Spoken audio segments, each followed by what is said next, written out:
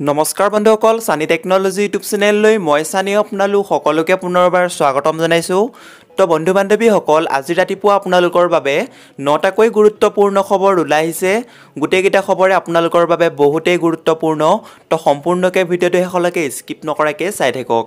তো বন্ধু বান্ধৱীসকল এতিয়ালৈকে যদি ভিডিঅ'টো লাইক কৰা নাই প্লিজ এটা লাইক কৰিব, ভিডিঅ'টো শ্বেয়াৰ কৰিব আপোনালোকৰ ফ্ৰেণ্ডসকলৰ মাজত, আৰু এতিয়ালৈকে যদি চেনেলটো ছাবস্ক্ৰাইব কৰা নাই প্লিজ ছাবস্ক্ৰাইব কৰি ছাইডত থকা যদি বেল আইকন আছে প্ৰেছ কৰি অল অপশ্যনটো ক্লিক কৰিব।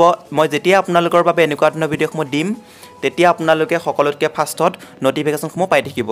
তো বন্ধু বান্ধৱীসকল আহক ভিডিঅ'টো আৰম্ভ কৰোঁ। বন্ধু বান্ধৱীসকল আজি ৰাতিপুৱাৰ প্ৰথম খবৰটি হৈছে এটা ডাঙৰ খবৰ, এটা গুৰুত্বপূৰ্ণ খবৰ। চাকৰি প্ৰাৰ্থীৰ বাবে ডাঙৰ খবৰ, নিয়োগৰ ক্ষেত্ৰত ডাঙৰ পৰিৱৰ্তন। মোদী কেবিনেটে অনুমোদন জনালে ৰাষ্ট্ৰীয় নিয়োগ এজেন্সীক।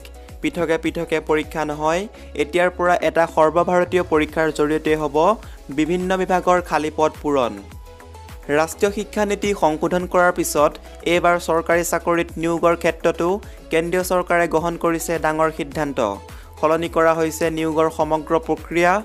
মঙলবাৰে কেন্দ্ৰীয় কেবিনেটৰ বৈঠকত প্ৰস্তাৱিত ৰাষ্ট্ৰীয় নিয়োগ এজেন্সী গঠনত অনুমোদন জনোৱা হয়।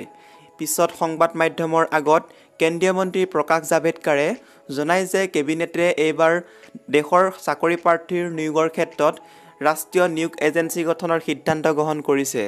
ইয়াৰ জৰিয়তে আগতকৈ সহজে চাকৰিত ভৰ্তি হ'ব পাৰিব প্ৰাৰ্থীসকল।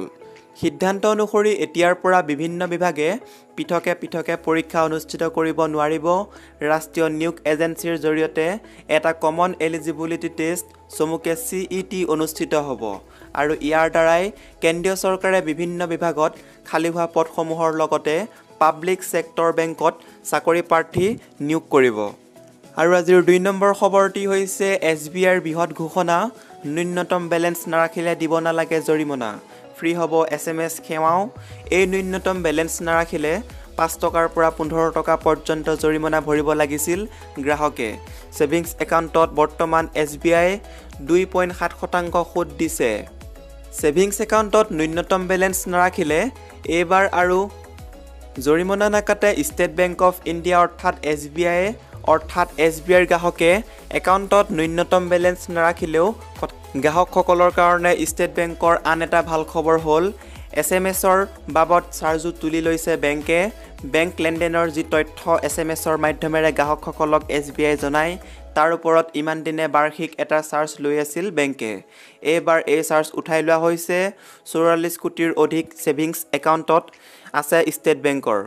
গতিকে যিসকলে SBIৰ ছেভিংছ একাউণ্টত বেছি বেলেঞ্চ বজাই ৰাখিব সেইসকলৰ কাৰণেও বিশেষ সুবিধা ঘোষণা কৰিছে ষ্টেট বেংকে। সংশ্লিষ্ট গ্ৰাহকসকলৰ ATMৰ বিনামূলীয়া লেনদেনৰ সংখ্যা বৃদ্ধি কৰা হ'ব। যিসকল গ্ৰাহকে ছেভিংছ একাউণ্টত 1 লাখ বা তাৰ অধিক টকাৰ বেলেঞ্চ বজাই ৰাখিব সেইসকলৰ ATM লেনদেন প্ৰতি মাহত আনলিমিটেড ফ্ৰী কৰা হ'ব। চলিত বছৰৰ মাৰ্চ মাহত SBI ঘোষণা কৰিছিল মিনিমাম বেলেঞ্চ বজাই ৰখাৰ ক্ষেত্ৰত জৰিমনা তুলি লোৱা হ'ব। ইয়াৰ পূৰ্বে SBIৰ গ্ৰাহকসকলে মেট্ৰ' চহৰত 3000, আধা চহৰত 2000 আৰু গ্ৰাম্য এলেকাত 1000 টকা মিনিমাম বেলেঞ্চ ছেভিংছ একাউণ্টত বৰ্তাই ৰাখিব লাগিছিল। এই ন্যূনতম বেলেঞ্চ নাৰাখিলে 5 টকাৰ পৰা 15 টকা পৰ্যন্ত জৰিমনা ভৰিব লাগিছিল গ্ৰাহকে। ছেভিংছ একাউণ্টত বৰ্তমান SBI 2.7% সুদ দিছে। আৰু আজিৰ পাছৰ খবৰটি হৈছে আগষ্টৰ শেষলৈকে হংকঙত এয়াৰ ইণ্ডিয়াৰ বিমান সেৱা বন্ধ। আগষ্ট মাহৰ শেষৰ ভাগলৈ হংকঙলৈ উৰা মাৰিব নোৱাৰিব এয়াৰ ইণ্ডিয়াৰ বিমান। শেহতীয়াকৈ এয়াৰ ইণ্ডিয়া কেইজনমান যাত্ৰীৰ দেহত কৰোনাৰ উপস্থিতি ধৰা পৰাৰ পাছতে এই সিদ্ধান্ত লয় হংকং চৰকাৰে। আজিৰ পাছৰ খবৰটি হৈছে 2021ত নিৰ্বাচন খেলিবনে হিমন্ত বিশ্ব শৰ্মাই? আছুৱে দল খুলিলে কি হ'ব? তেজপুৰত হিমন্ত বিশ্বই দিলে ইয়াৰ উত্তৰ। মন্ত্ৰী শৰ্মাই সাংবাদিকৰ প্ৰশ্নৰ উত্তৰত কয়, নৰেন্দ্ৰ মোদীৰ বিকাশ উন্নয়নৰ বাবে ৰাইজে 2021ত বিজেপিক ভোট দিব।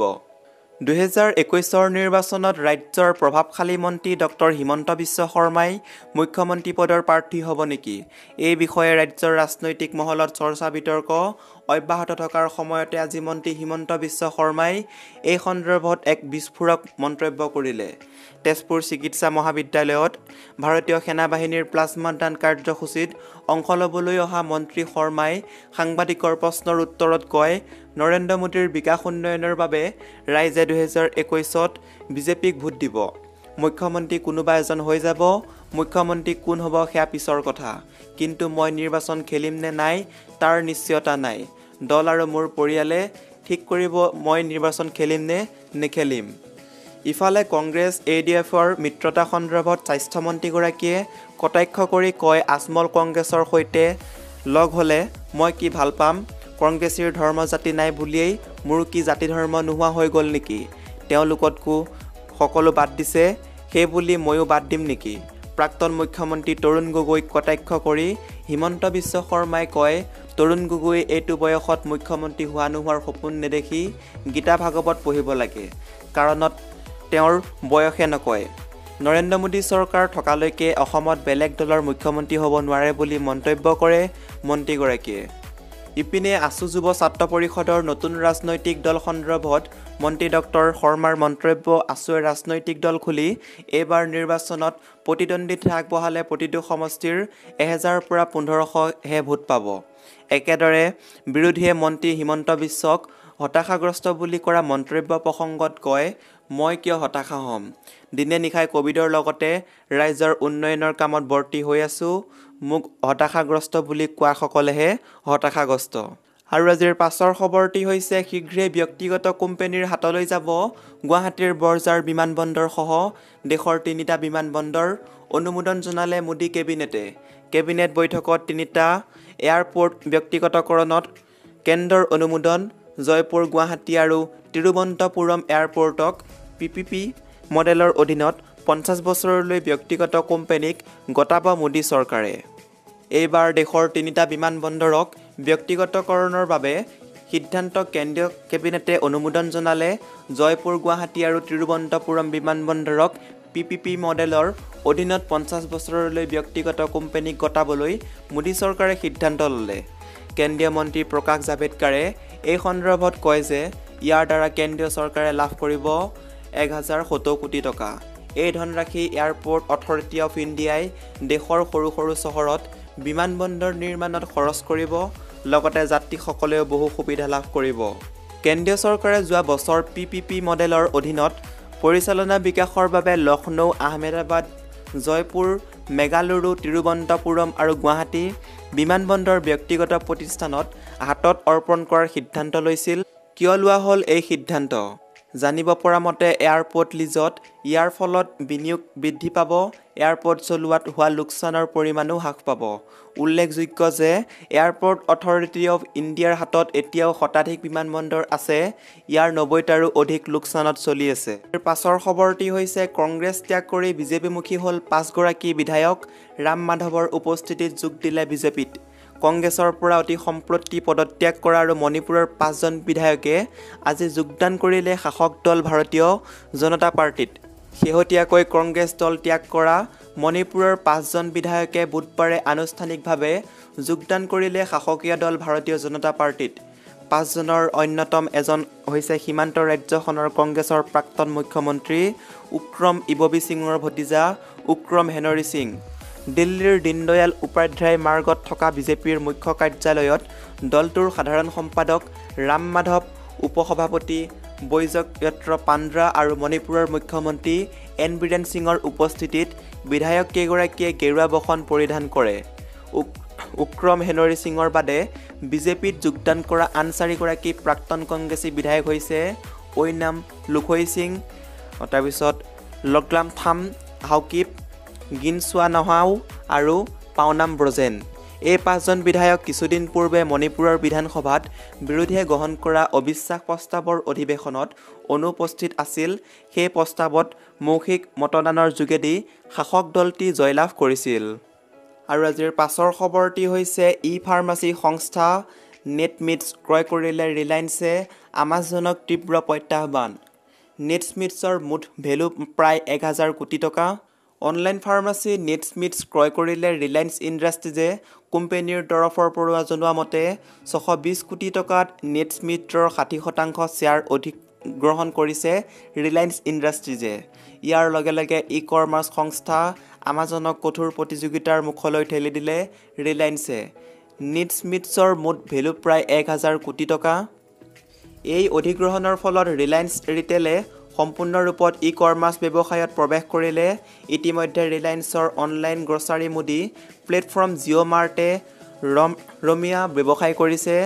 নেটস্মিথছৰ কৰ্ণধাৰ হৈছে প্ৰদীপ দাধা, মূলতঃ পাৰ্চনেল তথা বেবী কেয়াৰ আইটেম, চিকিৎসক তথা ডায়েগনষ্টিক্স বুকিং কৰিব পাৰি।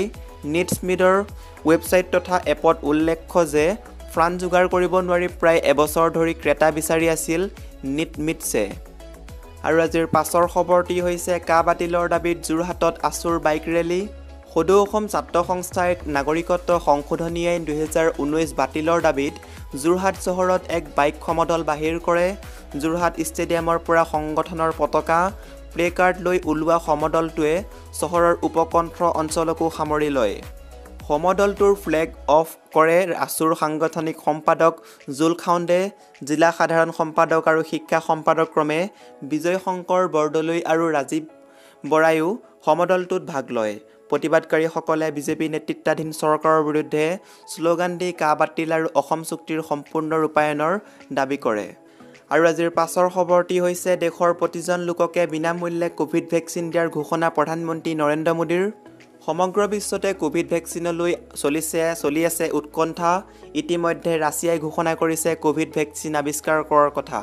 ইফালে ভাৰতত ঘোষণা কৰা হৈছে চেৰামে প্ৰস্তুত কৰা অক্সফৰ্ডৰ কোভিড ভেকচিনটোৰ তৃতীয় পৰ্যায় ট্ৰায়েল কৰাৰ কথা। অক্সফৰ্ডৰ ভেকচিনটো তৃতীয় পৰ্যায়ৰ পৰীক্ষণ সফল হ'লেই ই কোভিড ভেকচিন ৰূপে ব্যৱহাৰ কৰাৰ অনুমতি লাভ কৰিব। তেনে সময়তে অষ্ট্ৰেলিয়াৰ প্ৰধানমন্ত্ৰী স্কট মৰিছনে ঘোষণা কৰিছে যে কৰোনা ভেকচিন বজাৰত ওলালেই দেশবাসীক এই ভেকচিন চৰকাৰে বিনামূলীয়াকৈ বিতৰণ কৰিব।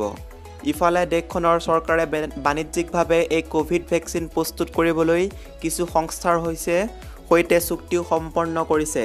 চলিত সপ্তাহতে ছুইডিছ ভেকচিন প্ৰস্তুতকাৰী প্ৰতিষ্ঠান আষ্ট্ৰাজেনেকাৰ সৈতে 2খন চুক্তিও সম্পন্ন কৰা হৈছে বুলি জনাইছে অষ্ট্ৰেলিয়াৰ স্বাস্থ্যমন্ত্ৰী হাণ্টে।